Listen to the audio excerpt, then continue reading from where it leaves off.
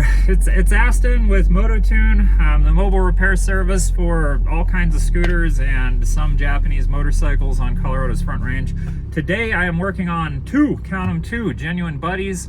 I work on those all the freaking time. It's actually really nice that I'm working on two scooters. I'm actually working on a third scooter this afternoon. But it's really nice that I'm working on three scooters today. Three scooters that I have a pretty decent expectation of being able to like one-shot them. That's so nice. Like if I can bring all of the tools, of course I have all of the tools, but all of the parts necessary to just like one-shot them, fix them in one day, in and out, get paid, I fucking love that. What I hate is when I get stuck in what I call like project hell, where we order a round of parts. I do a first round of work and then there's still problems. So we order a second round of parts and I install those parts and then there's still more problems. The older the bike is, especially old motorcycles tend to be like this. Scooters get to a point where it's like, they're just not worth fixing. You can go and buy a halfway decent scooter for like $1,000 most of the time. So if it's going to cost, if it starts looking like it's going to take multiple rounds of repairs to get a scooter going, and the cost of repair is going to outstrip what it costs to go and buy another one, that's usually really easy to tell with scooters.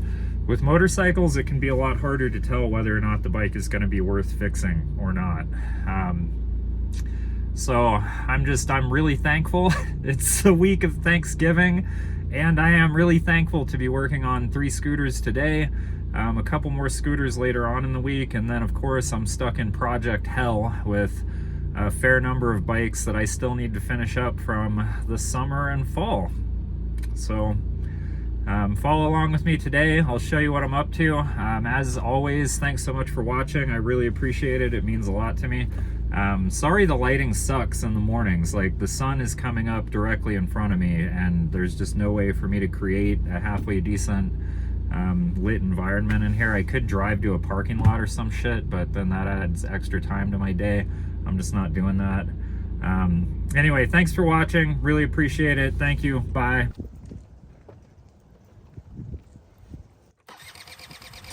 Hi, it's Aston again. Catch up with me now while I'm trying to hand choke this scooter. So I have my left hand over the hole in the airbox, and my right hand I'm using to hold the brake and press the start button and work the throttle a little bit to see if I can get it to pop and start. It did not start, so next step is to remove the airbox. It's over on the left side of the bike. We're gonna have a closer look at that here in a moment or two.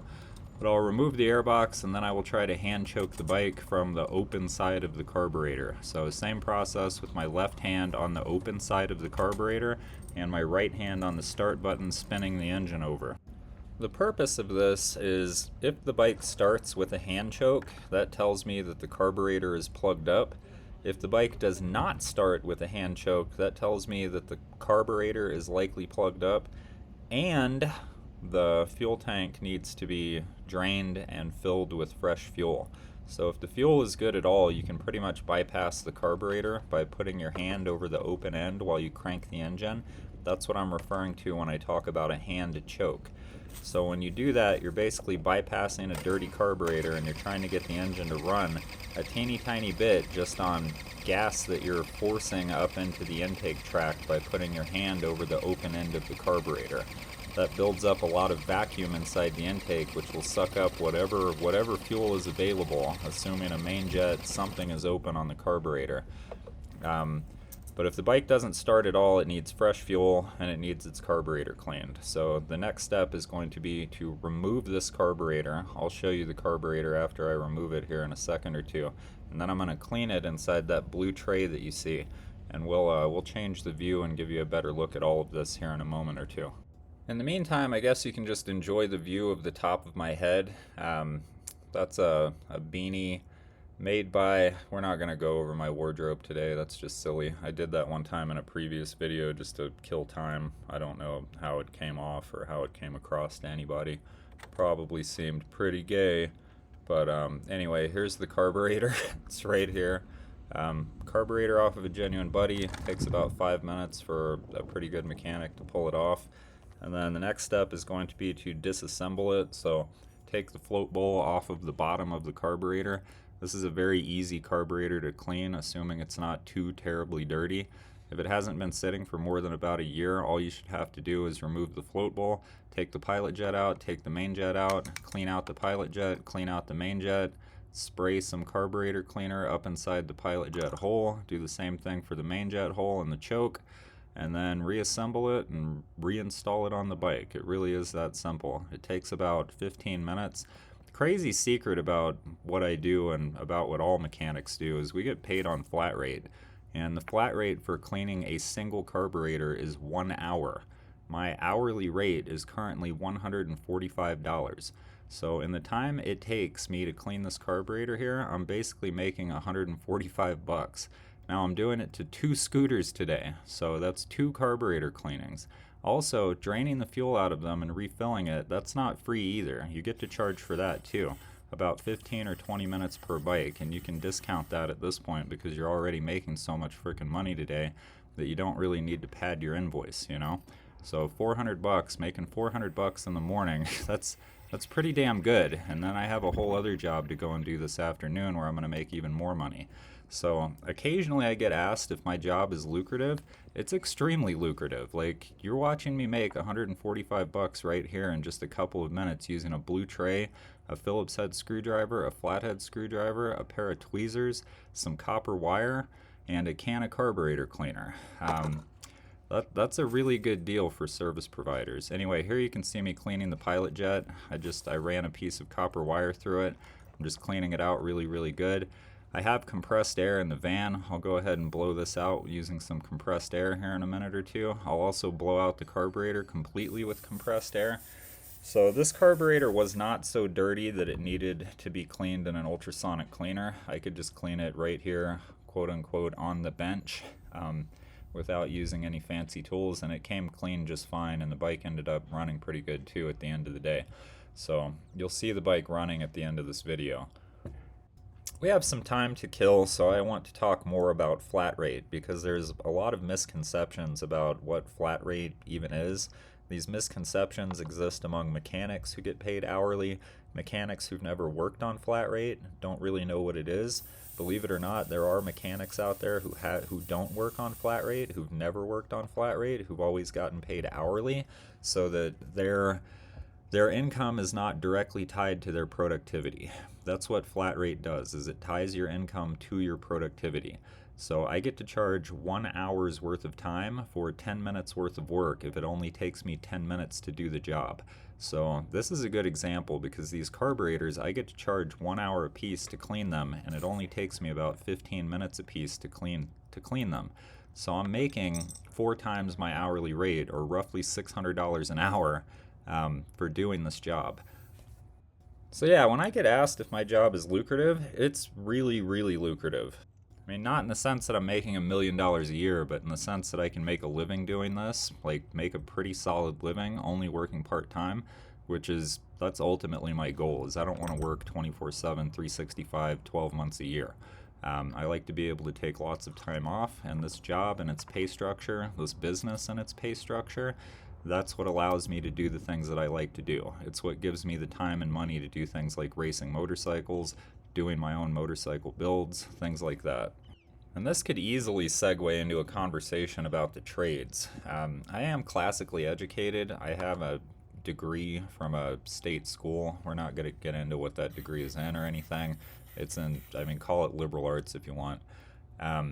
But I ended up in the trades because that was the only way for me to make the money that I needed to make, have the time that I needed to have in order to do the things that I want to do. So it's been a really positive thing in my life to become a mechanic and start doing this sort of work. And that was 10 years ago that I started doing this kind of work for myself. I've been doing this sort of work for about 15 years, and I've been doing it as an amateur for 15 or 20 years prior to that. So I have an extraordinary amount of experience working on bikes, getting them back to running shape, restoring them in various ways. So your bike is in good hands with me. Alright, that's enough of that. It's time to reinstall this carburetor on the bike and see how well it's going to run. We're going to leave the running part until the very end of the video because I have a whole nother carburetor to clean after this one. There are 2 bikes today, 2 genuine buddies, one cream one red one. Neither of them run. Both of them needed their carburetors cleaned and both of them needed their fuel swapped out.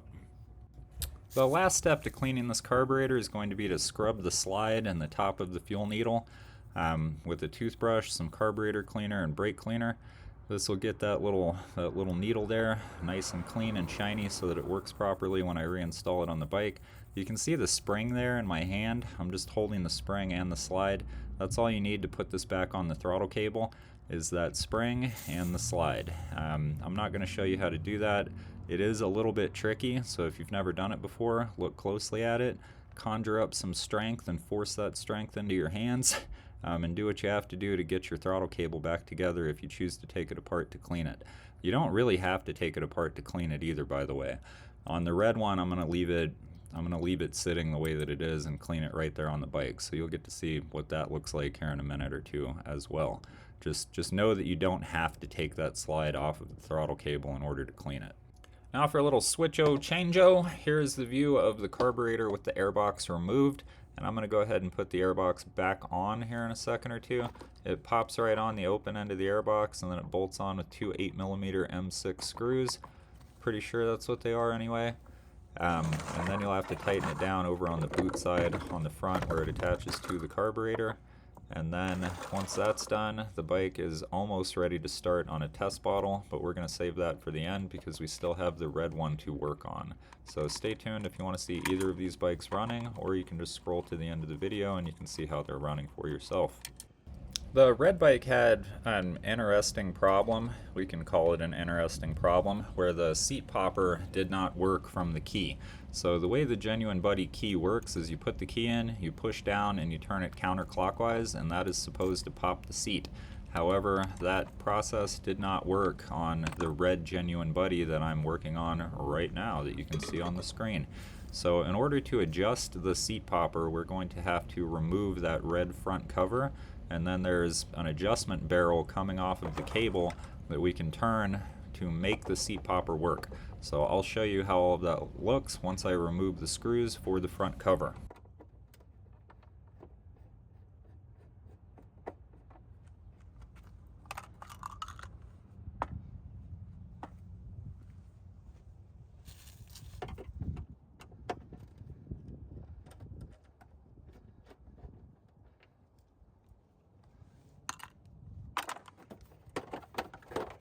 Now that the cover's off, I will show you how to adjust the cable at the adjustment barrel. You will need 2 8mm wrenches in order to adjust the barrel.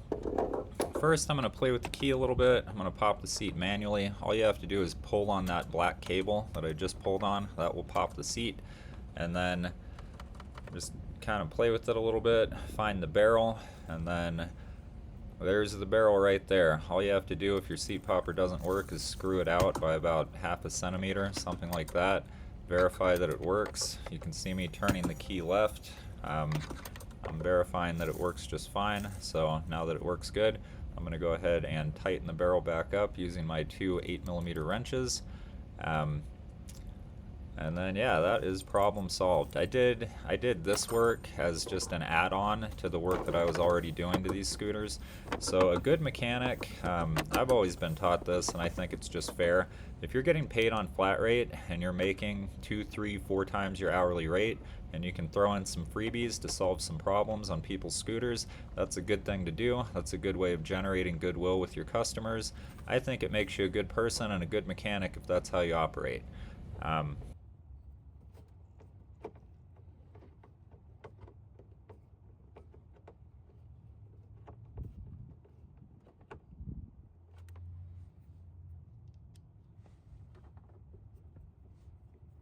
I can tell you right now that that is not how most shops operate. Most shops are going to try and nickel and dime you for every little thing. So if I was most shops, I would have charged an extra 15 minutes. So take 0.25 and multiply it by 145, whatever that is. That's how much I would charge if I was most shops to adjust that seat popper mechanism. But I'm not most shops because I don't have a big fat rent check that I have to cut every month. I have very low overhead, so I'm allowed to do nice things for customers, like extra work for just including it in the price of the service. I'm not going to call it for free because it's not for free. It's included with the service that's already being performed.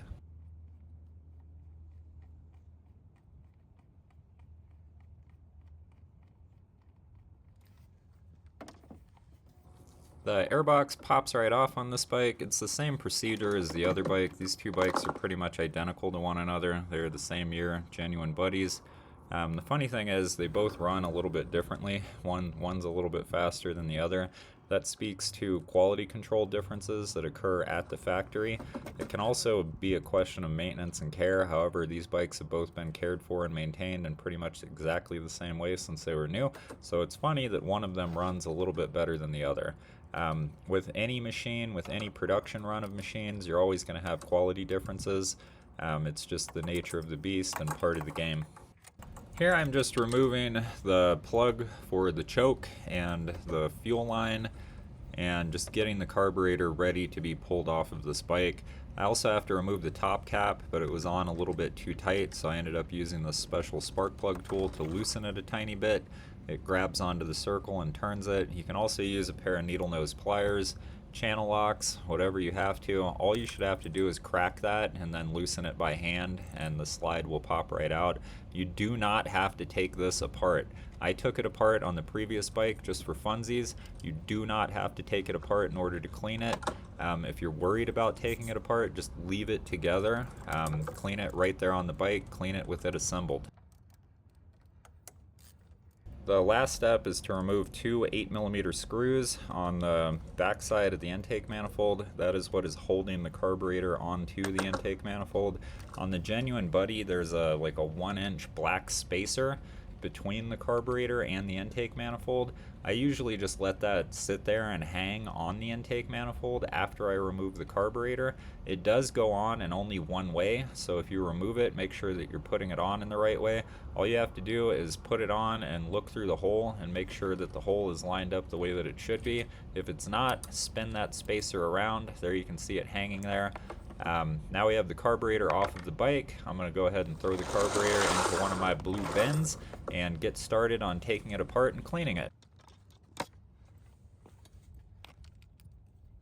This is a pretty good close-up of the carburetor and the tray that I used to clean it, so let's see what we can see. I'm using a Phillips head screwdriver to remove the float bowl. You just spin those two little screws out. Don't drop your screwdriver like I just did, but spin the two little screws out, remove them, and then tap on the float bowl with your screwdriver. That should crack it loose, just like an egg. Pour the extra gas out, just like an egg yolk. And then you're going to have a pilot jet, a main jet, a fuel needle, a float, and you're going to have some things to worry about up underneath there, but the main thing is to make sure that the pilot jet orifice, and the main jet are all very clean on this very simple two-stroke carburetor, and if you get it clean enough, with any luck, the bike will run exactly the way it did when it was brand new. Hardly anybody asks me about this, but the way that I stay organized, working literally on the side of the road and on sidewalks, is with these blue U-line bins.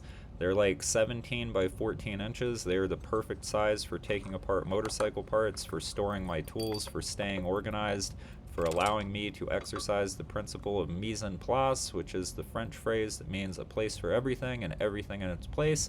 It's something that chefs, sous chefs, people who work at restaurants are very familiar with. I have adapted the principle to doing mechanical work on a mobile basis.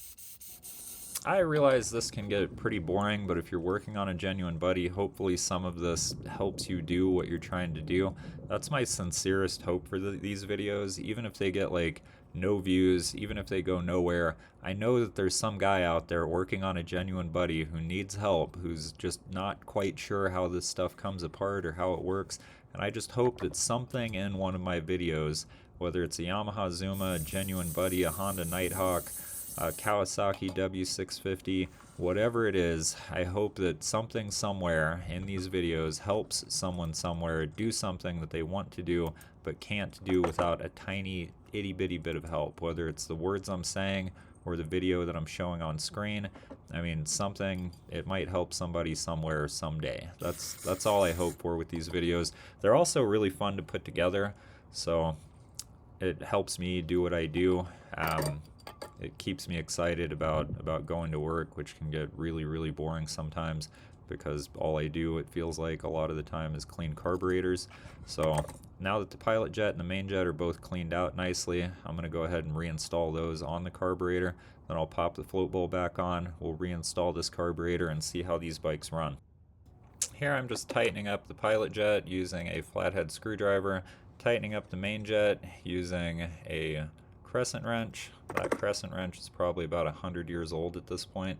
And then I will pour the excess carburetor cleaner out of the clean float bowl, reinstall the two tiny little screws that hold the float bowl on, and then we will reinstall this carburetor on the bike. In the meantime though, I'm going to make you watch me run these screws in, so just sit there and watch for a second or two.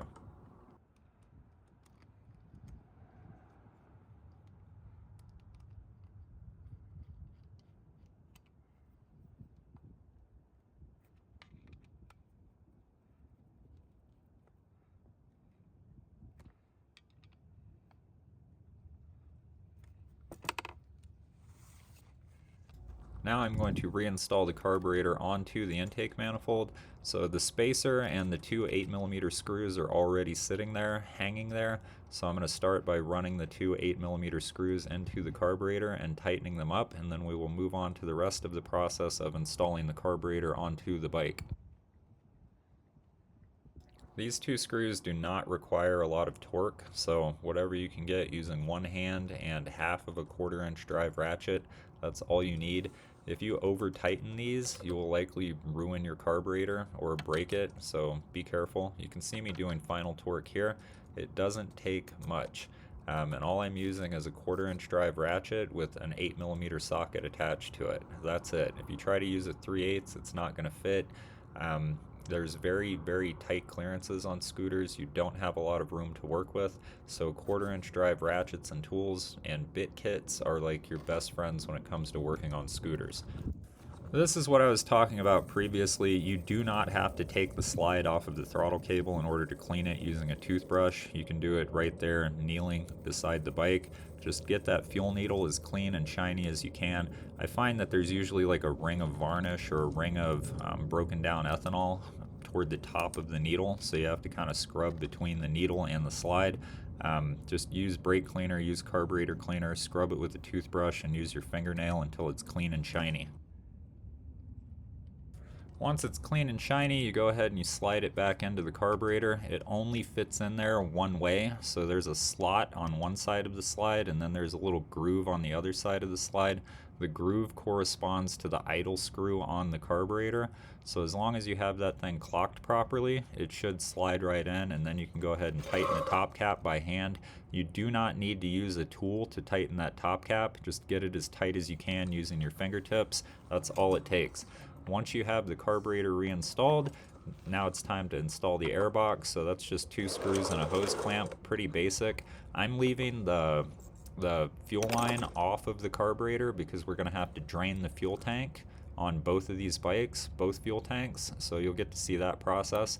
I use a test bottle attached to an IV to run the bike, and then I poke the fuel line through a little hole on the bodywork to drain it into a drain pan, and then that fuel goes into my van to get reused and recycled.